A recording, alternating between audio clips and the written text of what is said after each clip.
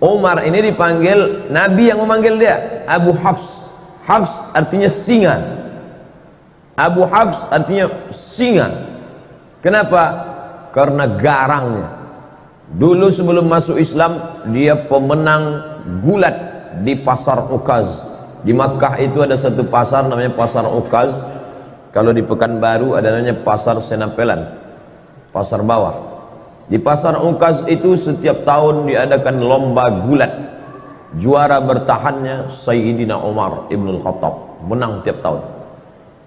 Umur dia ketika Nabi dapat wahyu, beda umur dia dengan Nabi 20, bedanya 13 tahun. Kalau Abu Bakar sama Nabi bedanya 2 tahun. Jadi ketika Nabi berumur 40 tahun dapat wahyu, maka Abu Bakar umurnya 38 tahun. Sedangkan Umar dengan Nabi jarak umurnya 13 tahun. Jadi ketika Nabi dapat wahyu umur 40 tahun, maka umur Umar waktu itu 27 tahun. 27 kalau sekarang ya masih anak muda lah. Selesai S1 23, ambil S2 3 tahun 26, kemudian sedang S3 semester 2 27 tahun. Anak muda sedang segar-segarnya. Itulah dia Umar bin Khattab, pemenang juara gulat bertahan. Maka ini Umar bin Khattab, Nabi ingin betul supaya dia ini masuk Islam. Sampai Nabi berdoa, Allahumma a'izzal Islam bi Umaraini. Tolonglah Islam ini dengan dua Umar ya Allah. Ada 2 Umar di Makkah yang waktu itu hebat betul. Ya Allah, tolonglah Islam ini. Kalau masuk Islam 2 Umar ini, insya Allah kuat Islam ini. 1 Umar bin Khattab, 1 Umar bin Hisham. Kalau saya sebut Umar bin Hisham banyak orang tak tahu. Tahu Umar bin Hisham? Tidak. Kalau saya sebut nama kerennya, tahu. Umar bin Hisham, Abu Jahal. Sedangkan ini Abu Hafs, Abu Jahal, si goblok, bodoh. Abu Jahal itu apa artinya Ustaz? Bongak. Sedangkan ini Abu Hafs, singa, perkasa. Nabi minta pada Allah, ya Allah, kalau bisa 2 orang Umar ini masuk Islam, mantap Islam ini. Dan Umar bin Khattab masuk Islam. Abu Jahal mati dalam keadaan kafir. Tapi masuk Islamnya tak cepat, lama. Tahun 1 tak masuk Islam. Tahun beda dengan Abu Bakar. Abu Bakar tahun 1 langsung masuk Islam. Tahun 2, tahun ke-6 baru dia masuk Islam. Dia memusuhi Islam. Siapa yang masuk Islam, ada budak dia, hamba sahaya dia masuk Islam, habis disiksanya. Lalu kemudian pernah satu hari dia mau membunuh Nabi Muhammad. Keluar dari rumah, dicabutnya pedang. Jumpa sama kawannya, kau mau kemana Umar? Aku mau memancung kepala Muhammad. Ente tahu, ente Bani Adi. Mereka pakai Bani. Anak-anak keturunan Adi disebut Bani Adi. Muhammad SAW itu Bani Hashim. Muhammad bin Abdul Muttalib bin Hashim bin Abdi Manaf. Maka dia Bani Hashim. Kau mau membunuh siapa? Aku mau membunuh Muhammad. Kau tahu tak Muhammad itu siapa? Muhammad, anak Abdullah, anak Abdul Muttalib, anak Hashim, anak Abdi Manaf, anak Qusay. Qusay itulah yang membangun kota Makkah ini. Kalau sampai anak cucu kemanakan mereka ini mati, ente habis nanti. Akhirnya tak jadi dia bunuh Nabi Muhammad sallallahu alaihi wasallam. Suatu hari dia bertamulah ke rumah adiknya. Nama adiknya Fatimah bintil Khattab. Nama dia Umar bin Khattab. Fatimah bintil Khattab ini punya suami namanya Said. Dia sudah dapat kabar si Said sama adiknya ini masuk Islam sudah. Tapi berita itu masih isu lagi, masih infotainment, masih was-was. Maka datanglah dia bertamu. Kebetulan si Said sama Fatimah sedang baca Quran, tapi suara mereka pelan-pelan. Nama penjaganya namanya Khabbab. Khabbab, ya, adikku tadi baca apa? Tak ada, kata Khabbab. Tapi aku dengar sesuatu. Masuk dia ke dalam, ditinjunya adiknya itu. Pertama adik iparnya dia tinju. Tentu menang, dia pemenang gulat tiap tahun. Habis dia tinju adik iparnya, lalu kemudian adik dia perempuan yang lemah tu dia tinju. Tapi kemudian dia tengok tak ada rasa takutnya. Maka dia heran nih, ini adikku perempuan, lemah. Tapi ketika kita kan bisa menengok orang, kalau kita gertak dia takut, pucat dia lari. Ini enggak, berdarah, keluar darah dari wajah Fatimah bintul Khattab, tapi dia tak takut. Maka Umar mengaku, setelah dia masuk Islam baru dia ngaku. Apa kata dia? Kata dia, sya'urtu bid-du'fi lamma ra'aitu dama kharaja min wajhiha. Aku tiba-tiba merasa diriku lemah ketika aku tengok darah keluar dari wajahnya. Jadi saudara-saudara kita yang nampaknya lesu, lemah, tapi dikuatkan oleh Allah, dikuatkan malaikat, maka orang-orang yang merasa diri hebat itu merasa lemah dalam dirinya. Ini terjadi pada Sayyidina Umar bin Khattab. Dia menang, juara gulat, bertahan tiap tahun, badannya kekar, kokoh. Adiknya ini perempuan, lemah. Ketika dia tinju sampai berdarah, tapi tak ada rasa takutnya. Ternyata Umar yang kuat itu, dia rasa dalam dirinya, oh kok tiba-tiba aku merasa lemah. Lalu kemudian dia tarik kertas dari tangan adiknya itu. Apa yang sedang kau baca ini? Betullah ternyata kabar yang kudengar selama ini, kalian sudah suami istri masuk Islam ya. Ini rupanya kalian ikut Muhammad. Aku memusuhi orang, adik iparku dan adik kandungku sendiri sudah ikut Muhammad sallallahu alaihi wasallam. Ditariknya. Apa kata Fatimah? Fatimah adik dia, Fatimah bintil Khattab. Ya Umar ibn al-Khattab, innaka najassun bisyirkika. Dengan mulut berdarah dia katakan, hai Umar bin Khattab, engkau najis karena kau syirik. Bukan dia takut, ada kekuatan dalam dirinya. Umar yang sedang down, sedang rasa lemah, menengok adiknya tegar, malah kata-katanya, innaka najasun, kau najis karena kau syirik, maka kau tak layak, la yamassuhu illa tahirun, tidak ada yang layak memegang lembaran ini. Waktu itu belum ada Quran 30 juz. Jangan bayangkan Umar memegang besar begini. Enggak, lembaran-lembaran, suhuf namanya, lembaran, selembar-lembar. Ada ditulis di tulang onta, ada ditulis di pelepah korma, ada ditulis di batu-batu. Tapi ada kertas yang masuk, karena Mesir sudah ada kertas, mereka sudah punya hubungan dagang.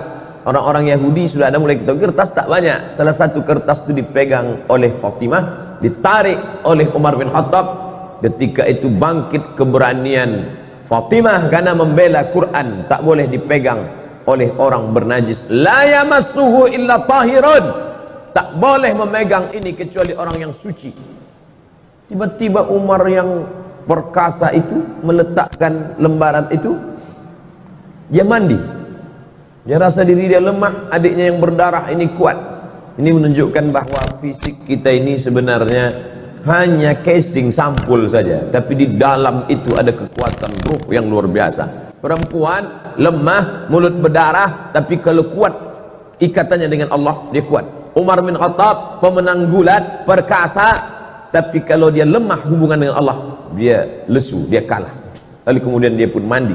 Setelah mandi dia balik, penasaran dia kertas ini, lalu dia tengok, Toha ma anzalna alaikal qur'ana litashqa. Kebetulan yang dibaca adiknya itu surat Toha. Toha ya Muhammad sallallahu alaihi wasallam, ma anzalna alaikal qur'ana litashqa, tidaklah kami turunkan Al-Quran ini kepada engkau supaya engkau menjadi susah. Dia tengok susunannya pelan-pelan. Orang Arab sastrawan, bahasa Arab mereka halus, sastra. Dia bisa membedakan ini bukan bahasa orang biasa. Akhirnya hatinya lunak dan lembut. Lalu kemudian dia pun segera untuk menuju menjumpai Nabi Muhammad sallallahu alaihi wasallam. Waktu itu Nabi sedang berada di rumah Al-Arqam bin Abil Arqam. Itu markas mereka berkumpul di kota Makkah Al-Mukarramah. Masih dakwah sembunyi-sembunyi, tak ada berani terang-terangan. Lalu kemudian Nabi, yang menjaga Nabi waktu itu 40 orang laki-laki perkasa. Di antara yang menjaga Nabi itu adalah Asadullah, singa Allah. Dia adalah Hamzah bin Abdul Muttalib. Ini jumpa singa sama singa. Hamzah Asadullah, Umar Abu Hafs. petarung sama petarung. Lalu Umar pun masuk ke dalam rumah Al-Arqam bin Abil Arqam, maka yang pertama kali menyambut dia adalah singa, disambut oleh singa. Apa kata Hamzah bin Abdul Muttalib? Kalau kau datang untuk menyerah, kami terima engkau, tapi kalau kau datang untuk membunuh Muhammad, qatalnaka bisayfik, kami akan bunuh engkau bukan dengan pedang kami bunuh engkau dengan pedang engkau sendiri. Penghinaan yang luar biasa. Kalau ada orang dibunuh dengan pedang orang lain itu biasa, tapi dibunuh dengan pedang kita sendiri, maka itu penghinaan luar biasa. Umar, kau datang ke rumah ini sebagai orang menyerah, ahlan wa sahlan, tapi kalau kau datang untuk membunuh Muhammad, maka kami yang akan memancung kepala engkau dengan pedang yang kau bawa itu sendiri. Lalu kemudian Nabi mempersilakan dia masuk, silakan dia masuk. Kemudian setelah dia masuk, Nabi bertanya, ma ja'abik, apa yang membuat kau datang kemari? Yang buat kau datang kemari apa, wahai Umar? Waktu itu Umar menjawab, ji'tu li'u'mina bika, ji'tu li'u'mina billah wa bika wa billadhi unzila ilaik.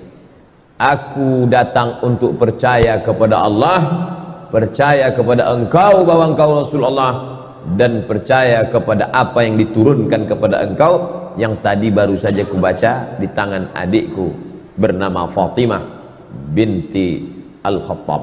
Dia Umar bin Al-Khattab. Lalu kemudian dia pun bersyahadat di hadapan Nabi SAW.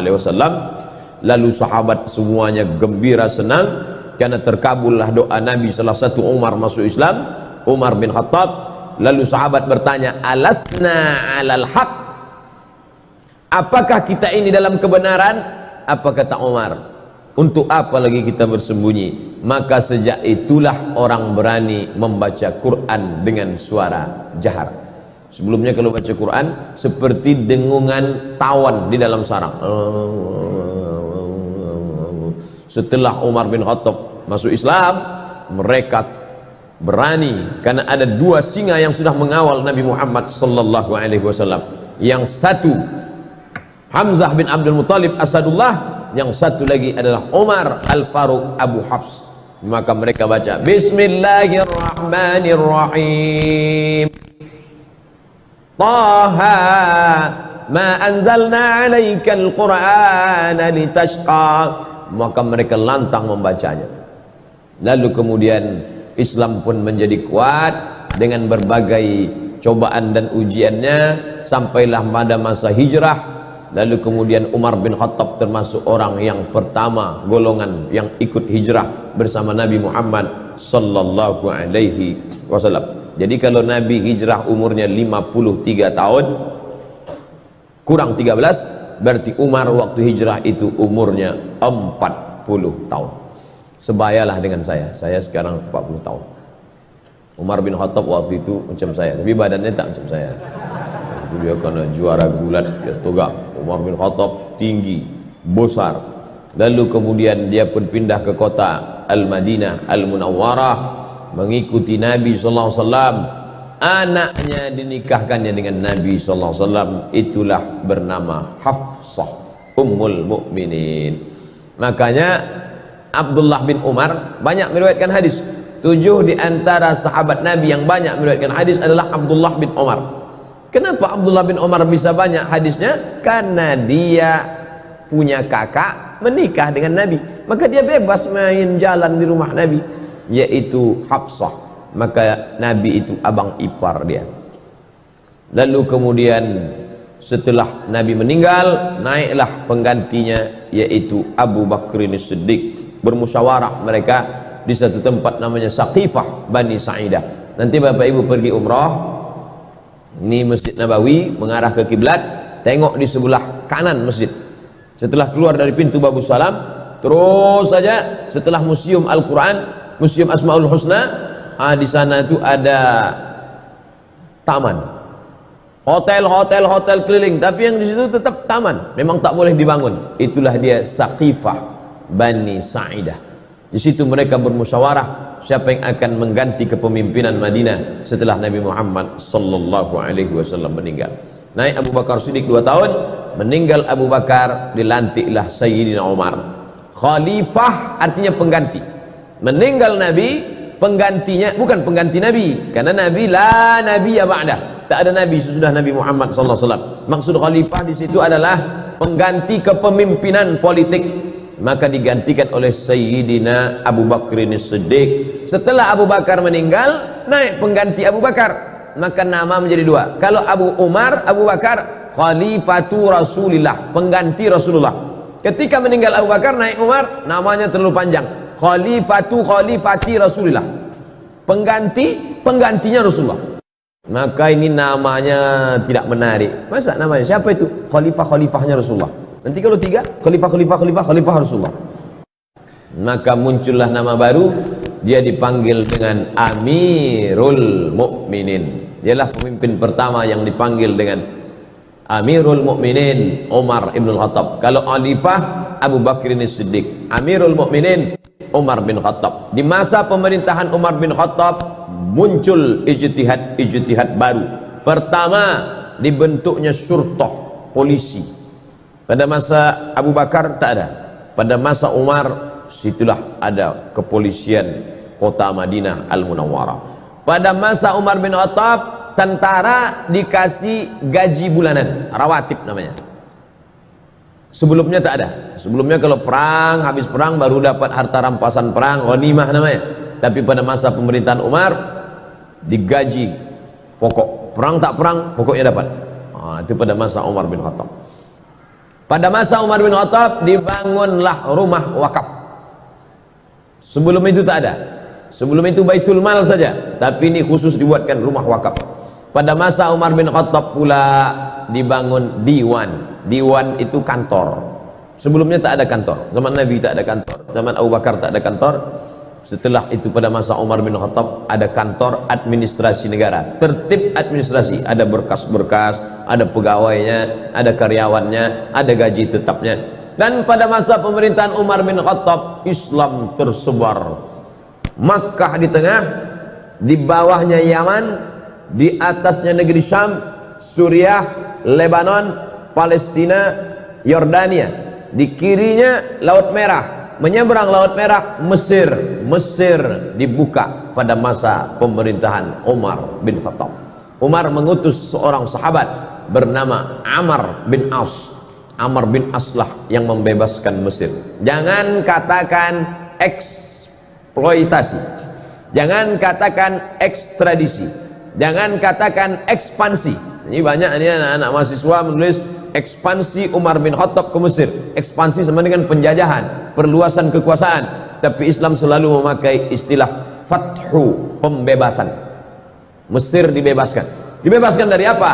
Dibebaskan dari menyembah berhala, dibebaskan dari menyembah matahari, dibebaskan dari menyembah sungai Nil, kepada menyembah Allah Subhanahu wa taala. Mesir agama nenek moyang mereka menyembah dewa matahari, Ra namanya. Nanti kalau pergi ke museum Mesir, nampak ada bulat matahari, di kiri kanan bawah atas keluar tangan dewa matahari sedang mengulurkan nikmat-nikmatnya. Karena kalau matahari tak ada, maka tidak akan tumbuh gandum. Kalau gandum tak tumbuh, tak akan mati, tak akan makan, mereka akan mati. Maka mereka menyembah matahari. Di dunia ini sampai hari ini masih ada orang menyembah matahari. Jepang, lalu kemudian Mesir itu menyembah matahari, dan orang Arab jahiliyah pun menyembah matahari. Makanya tak boleh kita sholat sunat isyraq sebelum matahari lewat setinggi gala, karena itu adalah waktu yang dipakai untuk orang kafir jahiliyah menyembah matahari. Maka disebut ada istilah qarnai syaitan, dua tanduk setan. Ketika matahari terbit, ini bumi, ini matahari, naik matahari terbit. Ketika matahari terbit, datang dua tanduk setan.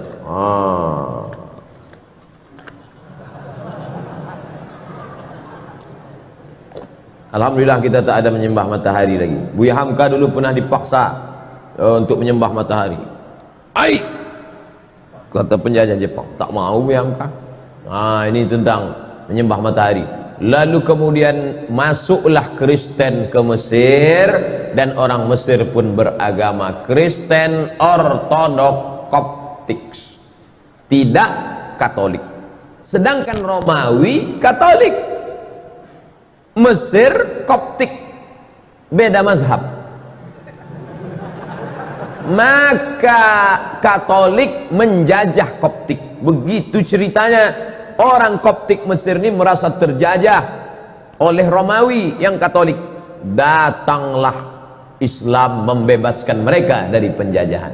Bukunya ditulis oleh Syekh Muhammad Al-Ghazali, gurunya Syekh Yusuf Al-Qaradawi. Makanya Mesir itu masuk Islam tidak dengan perang. Kenapa? Karena mereka merasa dibebaskan oleh orang Islam. Ketika datang Inggris setelah zaman kemerdekaan, datang Inggris bertahan di Mesir. Kata mereka, kami Inggris di Mesir bukan mau menjajah Mesir, tapi karena ingin menjaga saudara-saudara kami yang Kristen Koptik ini. Naiklah paus Mesir. Mesir punya paus sendiri. Dia tak mau ikut paus Benedictus Franciscus yang menggantikan Benedictus, menggantikan Paus Paulus. Begitu sanadnya ke atas. Yang sekarang ini Franciscus menggantikan Benedictus, menggantikan Paulus, sampailah ke atas. Kami di sini bukan menjajah Mesir, kata orang Inggris. Kami di sini bukan menjajah Mesir. Kami mau menjaga keamanan saudara-saudara kami supaya jangan sampai dibunuh oleh orang Islam yang teroris-teroris ini, katanya. Maka naik Paus Koptik ke atas mimbar Al-Azhar. Naik dia ke atas, apa kata dia? Kalau keberadaan Inggris di sini untuk menjaga kami yang Kristen Koptik, biarlah kami mati di tangan saudara kami yang Islam ini, karena kami dulu pun dibebaskan oleh mereka. Pidato itu dicatat dengan tinta emas. Makanya Islam kalau dia kuat, dia besar, dia justru menjadi rahmat bagi semesta alam. Bayangkan berkelahi antara Koptik dengan Ortodok, Ortodok Koptik berkelahi dengan Katolik, justru yang menolongnya adalah umat Islam. Bukti bahwa Islam tidak menghabisi minoritas. Sampai hari ini gereja-gereja tetap tegak di Mesir. Gereja paling tua gereja Saint Catherine yang ada di bawah bukit Jabal Musa. Nabi Musa menerima wahyu naik ke atas, di bawah itu ada satu gereja, gereja Saint Catherine, Saint perempuan suci, Catherine. Dia ditekan oleh penjajahan, lari dia buatnya situ gereja, masih ada sampai sekarang. Saya waktu naik ke atas bukit Tursina, kami tengok, loh kok ada gereja di bawah? Ini gereja Saint Catherine. Seandainya Umar bin Khattab waktu itu mau, bisa diratakannya semua. Itu yang kafir-kafir itu matikan mereka semua. Nah, mana? Islam pernah berkuasa di India, beratus tahun Islam berkuasa di India. Orang Hindu masih tetap ada. Kalau Islam itu ekstrim, tak ada lagi Sanjay Dutt, Shahrukh Khan, Amitabh Bachchan, udah habis itu semua udah. Islam berkuasa di Indonesia, bumi Melayu, kerajaan Siak Serindrapura, Candi Muara Takus. Bukti. Jadi bagi orang-orang yang masih juga mengatakan kami takut kalau Islam dibangkit, nanti Islam akan membunuh kami. Islam, ente kemana aja selama ini? Tak ente tengok bagaimana Mesir tetap tegak berdiri. Maka mereka berbondong-bondong masuk Islam karena Islam datang membawa rahmatan lil alamin. Lalu kemudian Palestina yang waktu itu dipegang kuncinya oleh Kristen Ortodok dan Islam menguasai Palestina dengan damai. Dia tak mau menyerahkan kunci ini kepada tentara-tentara. Apa kata pimpinan agama Kristen Palestina? Kunci ini hanya mau aku serahkan kepada Umar bin Khattab. Dia penasaran, mana Umar tuh, aku mau menengok Umar. Kalau mau kunci ini, datang kemari. Umat Islam kalau mau merampas kunci itu bisa aja, tariknya udah. Tapi Umar bin Khattab bijaksana, biar aku yang datang, kata Umar. Datanglah Umar. Dibayangkan si pendeta ini akan datang pasukan berkuda dengan baju besi, dengan tombak. Tunggunya lah, berkedip-kedip mata dia menengok, manalah Umar bin Khattab. Dari kejauhan ditengoknya onta satu ekor, ada dua orang. Yang mana Umar bin Khattab, kata dia. Dua orang ini ganti-gantian, kadang budaknya di atas, kadang Umar di bawah, kadang Umar di bawah, kadang budak di atas. Pas ketika mau dekat pintu Baitul Maqdis, giliran Umar di bawah, budaknya di atas.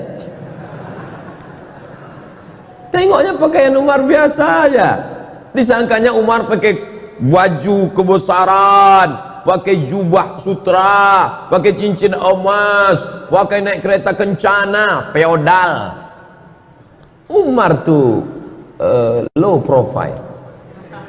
Tengoknya Umar, yang mana Umar bin Khattab? Ini dia.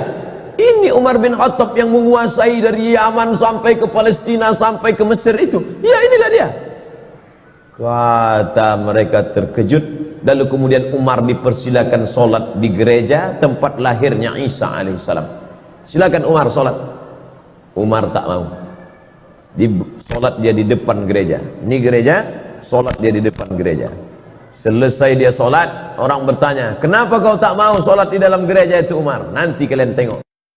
Sekarang barulah orang terkagum sama Umar. Kenapa? Bekas sujud Umar solat itu, itulah didirikan masjid sekarang, namanya Masjid Umar bin Khattab, berhadap-hadapan dengan katedral kelahiran Isa alaihissalam. Bayangkan kalau Umar bin Khattab solat di gereja itu, apa yang terjadi? Rata gereja itu jadi masjid. Tengok Umar bin Khattab bijaksana. Begitulah dia. Tapi ada satu api dalam sekam, sakit hati dia. Siapa dia? Ketika Umar bin Khattab membebaskan Persia, Makkah di tengah, Yaman di bawah, Syam di atas, Mesir di kiri. Di kanan ini ada Persia. Persia lebih kuat daripada Roma. Makanya dalam Quran ada suatu surat namanya surat Ar-Rum. Ghulibatir Rom, bangsa Romawi pernah kalah. Siapa yang mengalahkan Romawi? Persia. Persia paling hebat. Dan Persia dikalahkan oleh Umar bin Khattab. Jika Romawi dikalahkan Persia dan Persia dikalahkan Umar, maka Umar menguasai dunia. Tapi ternyata ada satu orang dendam, kesumat, sakit hati, ditikamnya lah Sayyidina Umar pada tanggal 24 Zulhijjah, hari Rabu, saat rakaat pertama sholat. Ditikamnya pada tanggal 24, 25, 26, 27. Setelah itu tanggal 30 meninggallah Sayyidina Umar ibnul Khattab pada tahun 23 Hijrah. Umurnya pas 63 tahun. Nabi Muhammad meninggal 63, Abu Bakar meninggal 63, Umar bin Khattab meninggal 63. Saya sudah hitung-hitung, insya Allah meninggal tahun 2040. Waktu itu umur saya 63. Sok mantap katanya. Kalau berlebih bonus. Kalau mati besok, alhamdulillah. Orang Islam tak pernah berduka cita. Allahumma ja'alil hayata ziyadatan lana fi kulli khair. Kalau aku hidup besok pagi, pahala aku bertambah. Masuk ke UIN, mengajar, pahala bertambah. Kalau mati aku malam ini, alhamdulillah. Besok dosa tak ada. Tak lagi mata ni menengok celana pendek. Nah, oleh sebab itu maka Umar bin Khattab pun ditikam, meninggal dunialah dia pada tahun 23 Hijrah. Lalu kemudian dia dimandikan oleh anak kandungnya Abdullah bin Umar bin Khattab. Maka kita ni kalau memandikan kita tu nanti anak kandung kita yang laki-laki. Saya alhamdulillah ada anak laki-laki saya, dialah nanti yang akan memandikan saya, insyaallah. Maka Bapak Ibu sekalian, buatlah di Masjid Raya ini pelatihan memandikan jenazah. Yang ikut pelatihan itu anak-anak muda. Ini banyak dibuat pelatihan yang ikut orang tua-tua. Bapak kenapa ikut? Yang mau dimandikan ini bapak. Tak usah ikut. Anak-anak muda itu dilatih biar nanti waktu awak mati dia mandikan kita. Kalau dia mandikan kita, takkan dia ambilnya gayung tinggi-tinggi. Di situ jenazah ayah sudah mau. Dan tu pelan-pelan dia, kan ini ayahku dulu. Tapi kalau orang lain memandikan kita, apalagi kita waktu dulu hidup sombong minta ampun. Dia ambilnya semprot dorsmir. Mana Mama Lemon gitu disiram kayak ke hidung. Makanya latihlah anak awak mandi jenazah. Ibu memandikan anak itu satu hari berapa kali? Mandi pagi, mandi siang, mandi malam, mandi, makan coklat, mandi, tumpah lontong, mandi, makan, mandi. Nah, habis itu ibu mandikan dia satu hari 5 kali. Setahun kali 5, 3 kali 5, 1500 kali ibu mandikan dia. Dan ibu minta mandikan dia sekali saja. Nah, aku mau kau mandikan aku sekali saja. Mandi apa? Mandi jenazah. Umar bin Khattab bertuah, yang memandikan dia siapa? Abdullah bin Umar bin Khattab. Yang jadi imam solat jenazahnya Suhaib. Ada orang Romawi, bukan orang Arab. Suhaib Ar-Rumi, orang Romawi yang dulu hijrah dari Makkah ke Madinah, semua hartanya diambil. Suhaib, dulu kau merantau ke Makkah nih sebatang kara, tak ada apa-apa. Sekarang kau sudah kaya, kalau kau mau ikut Muhammad, tinggal semua hartamu. Suhaib Ar-Rumi. Apa maknanya? Jangan kita pesankan nanti ambo kalau mati nan menyembayangkan ambo mesti orang payakumbuh. Aku kalau mati nanti maka yang menyembayangkan aku orang dari Mandailing Natal saja. Aden kok isuk kalau mati maka nan menyembayangkan ambo orang dari Yogyakarta. Ambo kok sebenarnya orang awak tapi dadik lah mau di Jogja. Maka bantu iko lah bahasa ambo. Tidak lagi menengok suku. Jangan lagi ditengok dari mana dia. Suhaib Ar-Rumi bukan orang Arab. Sedangkan Umar bin Khattab orang Quraisy. Tinggi nasabnya. Menantu Nabi sallallahu alaihi wasallam, mertua Nabi sallallahu alaihi wasallam. Tapi yang memandikan dia siapa? Suhaib Ar-Rumi mu'allab, orang Roma yang masuk Islam.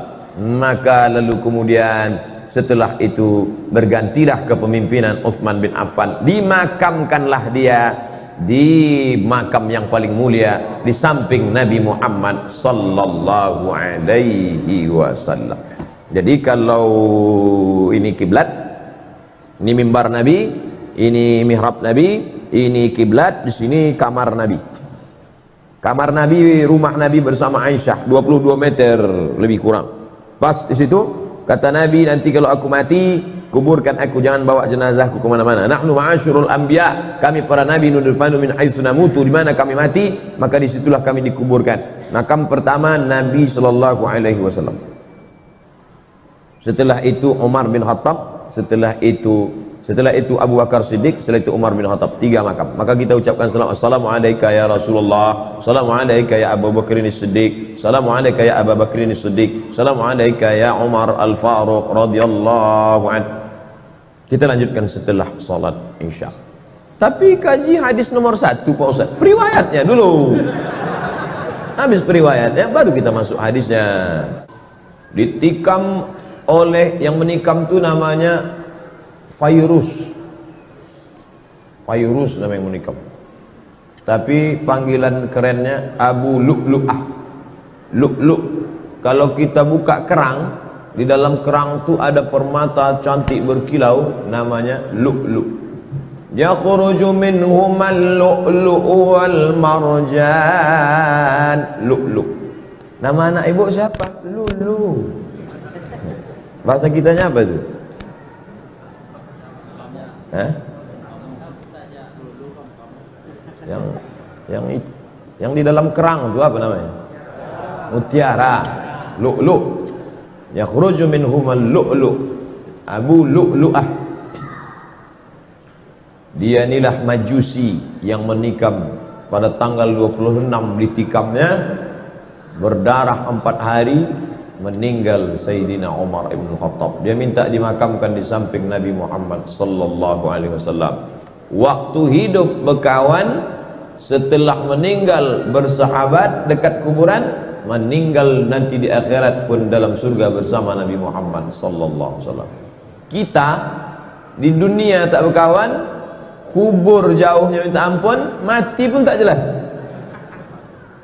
Sudahlah hidup tak berkawan sama Nabi, kubur kita entah di mana makam Nabi, maka paling tidak stasiun yang ketiga ni dapatlah hendaknya nanti kita ni semua bersama Nabi Muhammad sallallahu alaihi wasallam.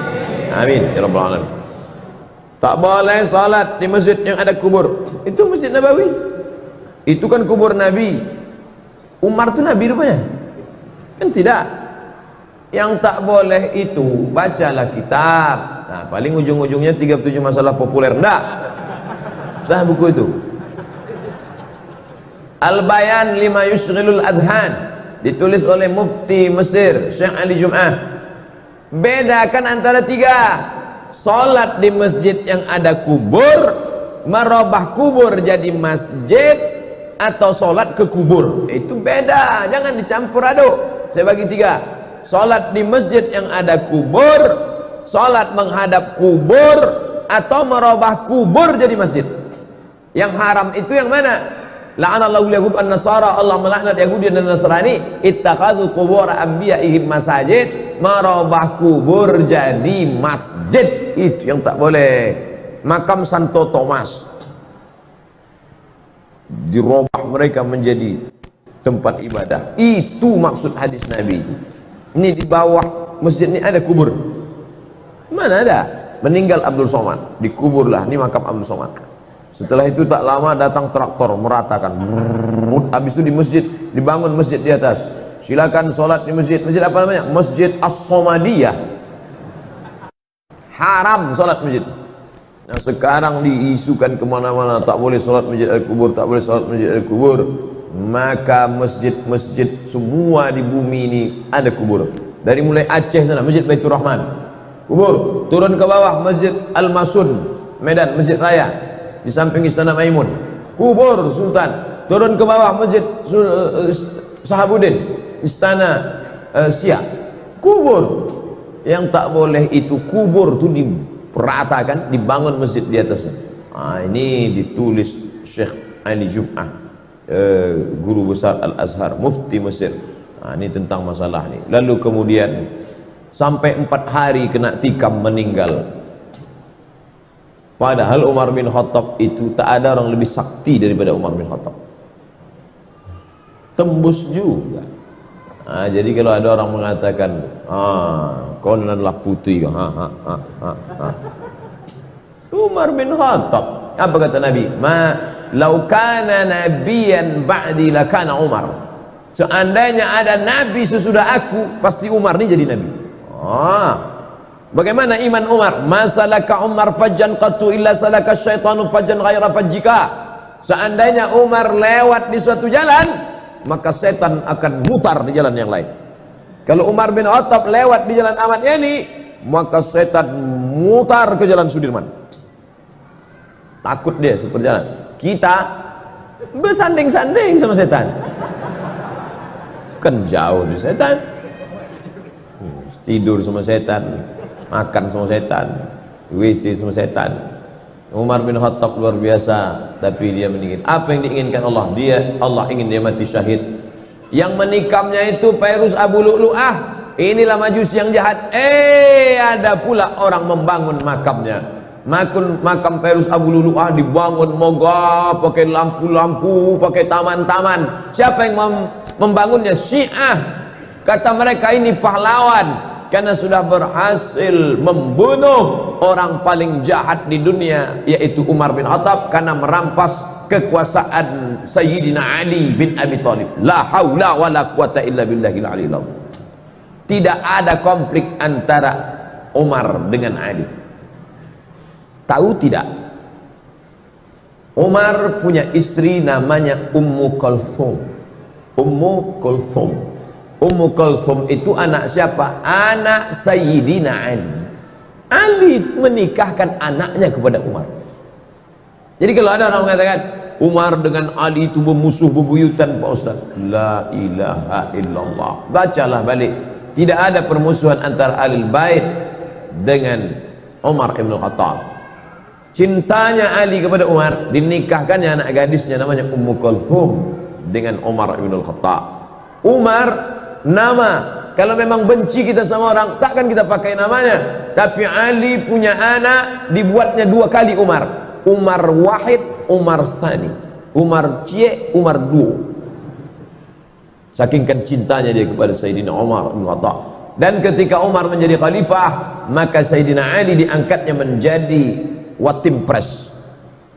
Mana pula ada Watim Pres waktu itu? Agak-agaknya macam itulah. Dewan Pertimbangan Khalifah Watim Prah Sayyidina Ali bin Abi Thalib. Jadi mereka berkawan bersahabat baik. Maka kata Sayyid Muhammad Alawi Al-Hasani Al-Maliki, ulama hadis dari Makkah, kalau kau tengok ada orang berilmu tapi mencaci maki sahabat Nabi, itu adalah khatul ahmar, garis merah, jangan kau ambil ilmu dari dia.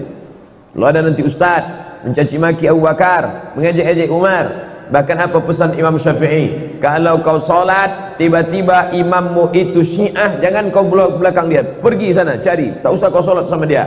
La tusalli khalfa rafidhi, jangan kau solat di belakang Syiah Rafidah. Al-Buwaiti bertanya, sifhum lana, bagaimana kami tahu dia Syiah? Jubahnya sama, sorbannya sama, bagaimana kami tahu dia Syiah? Man qala inna Aba Bakrin wa Umar laysa bi imamaini fahuwa rafidhi, siapa yang mencaci maki Abu Bakar dan Umar, maka itu salah satu Syiah Rafidah.